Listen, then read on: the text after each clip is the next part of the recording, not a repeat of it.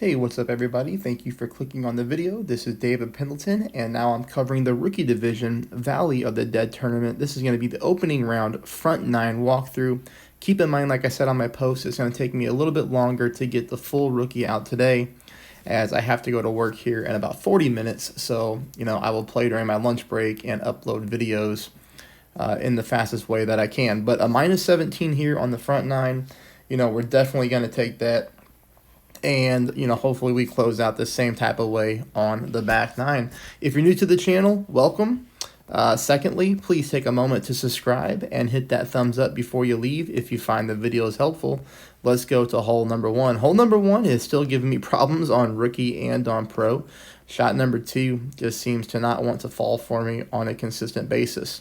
Here, because of the slight headwind, I did go ahead and decide to play with the Titan ball.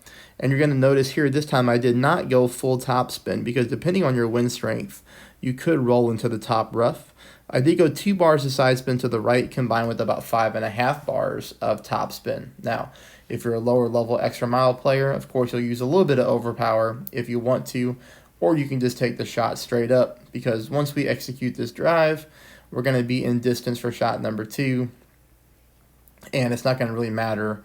If we get those extra 5 to 7 yards on the drive, you're going to be okay.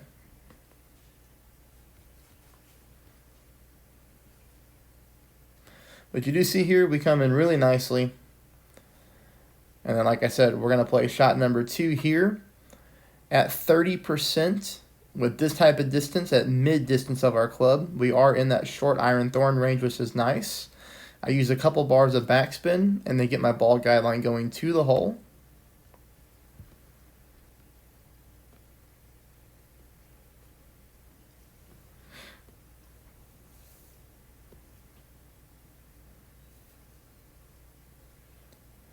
We do hit perfect. Unfortunately, I just missed this one by a fraction to the right-hand side. Very, very close there on hole number 1. I think we just need to go ahead and offset our ball just a little bit. Keep your ball guideline in the cup, but go ahead and favor the left-hand side of the hole and pull the same elevation at the distance of your club, and you should be very close to dropping that eagle on hole number 1.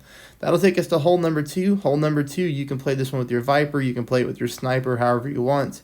I hit it with a Viper and both with the Sniper today. But here, we're going to use about 0.2 bars of side spin to the left. And then we're going to put our green inner ring right there on the rough line with our ball guideline going to the hole, just like that.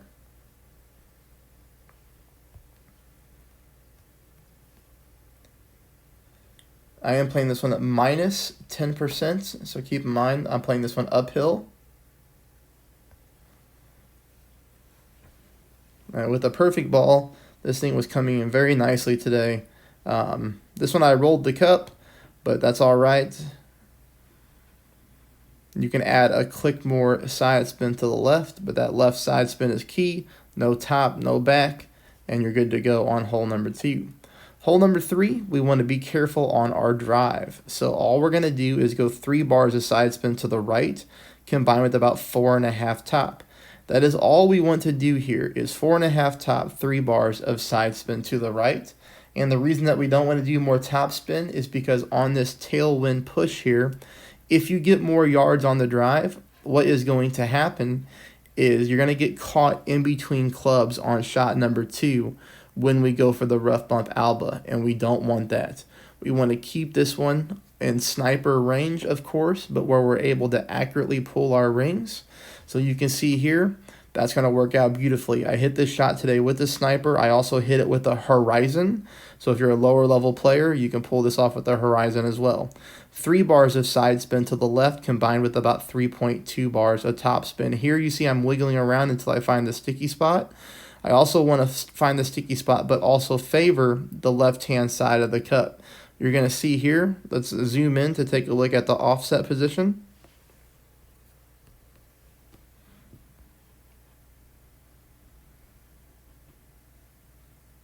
Play this one 0% at mid.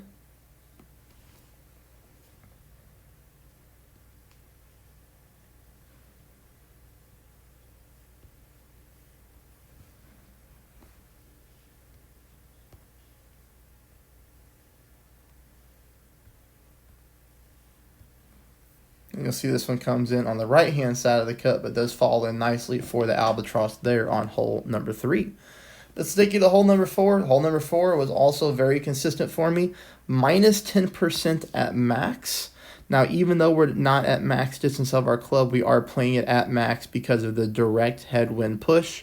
We're just going to use different club distance to help counter that. Now, you will need, obviously, at least I believe a Goliath 7 or better to pull off this shot, because we are going with 8 bars of top spin combined with 1 bar of side spin to the left. If you don't want to go for this shot, that's okay. I completely understand. You will have to play the bounce over shot, or you'll play the top part of the fairway at full backspin and aim at the pin. And typically we use somewhere between 20 and 40% elevation on this hole. But I only played it this way, as for me, this is the best way to pick up the hole-in-one. And it was very, very consistent, like I said. So after you apply your spin, you're going to find your landing spot. That's your landing position. You notice that I have the ball guideline fully inside the cup, but it is on the right-hand side of the cup. Ball guideline through the hole, very important. That's why we're using that much top spin, because we do have a lot of distance from our landing position to the pin, and we have to account for all that headwind that's going to come into play once our ball touches down into the rough. This one I was 2 for 2 on with perfect shots. My other account, I unfortunately hit a great ball to the right, so it missed to the right. But you'll see here, this one falls into the left-hand side of the cup, even though we aimed right. But that's okay, because like I said, I was 2 for 2 with perfect shots when aiming on the right-hand side of the cup with that offset. Hole number 4, we're going to go 10% at max distance. I will show you, just the way to go bombs away on this hole, which is going to be the Berserker. We're going to go with full top, combined with 2 bars to side spin to the left. This is a case where if you're an extra mile 9 player, you can go ahead and go with full top spin. You see here that in 5 mile per hour wind, which is as high as we can get in rookie with a Berserker ball, I am backing my target all the way up to the plus 20 yard mark. I do that so that when I flip the camera around to pull my rings, I'm able to get a more accurate pull and leave myself less probability of pulling into overpower. You see there I pulled about a quarter of a ring into overpower, but I knew that I was going with a ton of OP anyways, but I still like the accurate pull, because as long as I hit perfect, then this ball's going to go exactly where I wanted it to, with no second guessing with the overpower pull. We do get this one nicely up the fairway. That's going to leave us here for shot number 2. Shot number 2, we're going to play it 20% at max. I did not mean to have this club in my bag. This is a bag that I rarely use, but I shuffled clubs around before this hole and clearly picked the wrong one. I'd rather have the Firefly, or I'd rather have the Endbringer, preferably. But that's okay. This ball does drop, which is nice.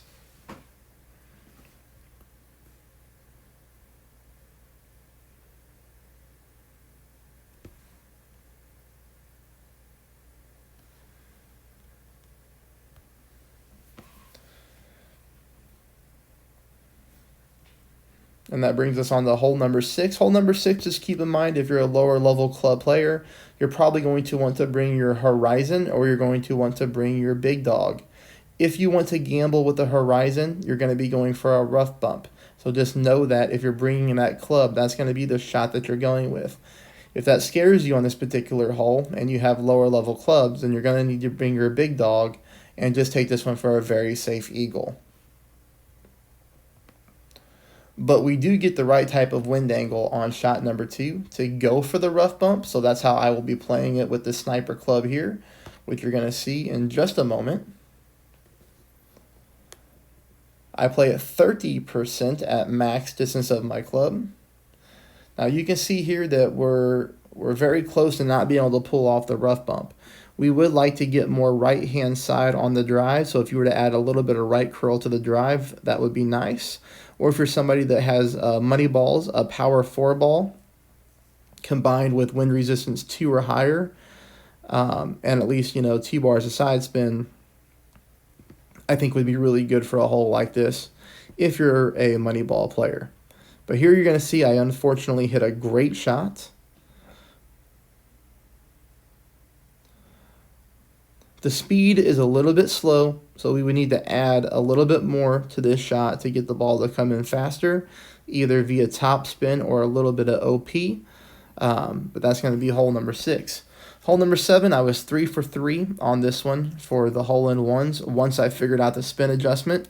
Spin adjustment is pretty easy. 1 bar of backspin combined with 2.5 bars of side spin to the left.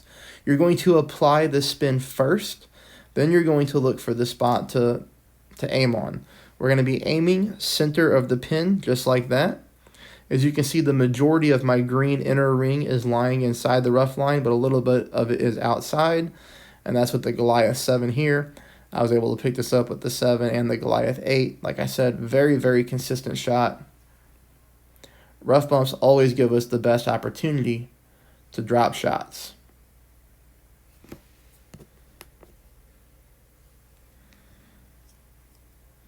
This one comes in pretty center of the cup each time for the hole-in-one, bringing us on here to hole number 8. Hole number 8, I'm going to show you 2 different ways that you can play hole number 8. Now, this is a replay that I have saved of a tournament past, but essentially it's the exact same wind angle. The reason that I'm showing you this one, again, is going to be for players who don't want to spin a berserker, or you may not have that ball.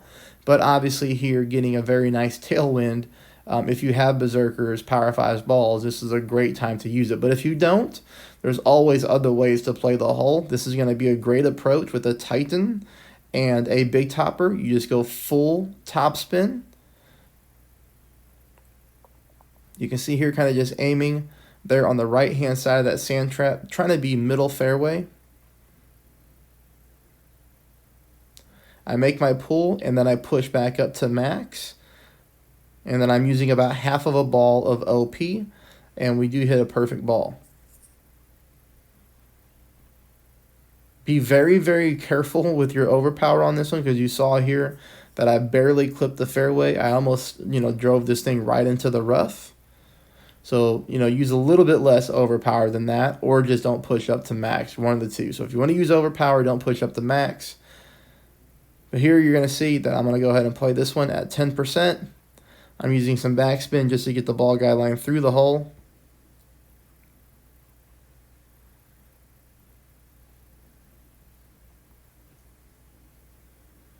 And that ball comes in for the eagle. Now, I wish I would have picked up the eagle today, but I didn't because I just could not hit perfect on any of my accounts on shot 2. How frustrating is that? 6 top, and then here I just stretch out my club to make sure that I have a fully developed ball guideline going all the way down the fairway. I make my adjustment, which is 10% at max. Then I turn this thing around and I push it back up to max, which you'll see here. I am going to go with full overpower. I do hit perfect. So you have to keep in mind that on this drive, hitting perfect is going to be essential. If you don't, you're probably going to end up in the rough or in the sand. But at the same time, that's not going to ruin your hole. Yes, it's going to make the eagle much tougher to get, but it's not like you're going to pick up a par. So it is difficult hitting, a perfect drive at full overpower, but on this hole, it's definitely worth, the risk. Here, I'm going to go with a couple bars of backspin. I'm just going to make sure my ball guideline is bouncing into the hole. I do pull this one 10% at mid, but like I said, very, very frustrating because I just could not hit a perfect ball. Had I hit perfect, this ball is definitely going in, but I hit a great ball to the left, which means I'm going to miss to the left. Speed is good, the rollout's good, but as you can see there with the perfect ball, we would have been really nice. Hole number 9, I'm going to show you 2 different ways to play hole number 9 as well. The reason why the scores are so high on a tournament like this is because the par 3s are easy to pick up hole-in-ones on, considering you have 2 very nice rough bumps. And then here, on these par 4s and par 5s, you just have the ability to use berserkers and just knock the snot out of the ball and to get yourself into good position. Hole number 9 is no exception here in tailwind. 6 top, you're going to see that we're also using 1 bar of side spin to the right. And I'm trying to aim on the more left-hand side of the fairway there. Extra mile 8, only 3 mile per hour wind. So let's keep in mind that is on the very, very low side here when it comes to rookie. Higher wind would be better because you could get a little bit more of a rollout. But I do hit a perfect ball here, which means I got all of this one. I'm going to get as many yards as possible. Had I hit a great shot, I probably don't roll out of the rough. So this one is going to be tricky. You can go for it, especially if you have an extra mile 9, you're going to be fine. Extra mile 7s, you're probably not going to make it. Extra mile 8, extra mile 9, you have an advantage. If you don't hit perfect, you're probably not going to make it though, so keep that in mind. But it is the same situation as hole number 8, where even if you don't make it, you're still going to be able to easily eagle this hole, even if you get stuck in the rough. Here I play it 20% at max. You'll see that I use a couple bars of backspin, and I get this ball aimed into the hole. If you don't want to go with this type of approach, I do have another replay to show you to where you can go with a different approach. That's going to be a much safer option, and it's still able to pick up an albatross. I do hope you're finding the video helpful. Please subscribe if you haven't already. Please hit that thumbs up button to give the video a like. We do get a perfect ball, and I get this ball to drop. Also, if you'd like to support my channel and show appreciation for the time and effort that I put into it, I always put a link to my PayPal in the comments section below. And believe me when I say I'm truly grateful for anything that comes in. I really am. Here is another shot, another look at hole number 9, in which we're going to be using a quarterback, and then we're going to be using a Goliath for shot number 2. Here I went with 4 bars of top spin, 3 bars of side spin to the right. We could probably even get away with a little bit more top spin, but if you don't have a quarterback level 10, you're probably capped somewhere around that 3.5, 4 bars. I curl right here. We'll show you the curl. I curl until the left side of my ball is basically touching that blue inner wall there. You kind of notice the curl. Pretty easy. Perfect ball, like I said. We could have probably got away with a little bit more top spin, but at the end of the day, this is fine because shot number 2 is going to be played with the rough bump, 10% at max. If you don't get the distance on your drive, you might be playing the rough bump with your sniper.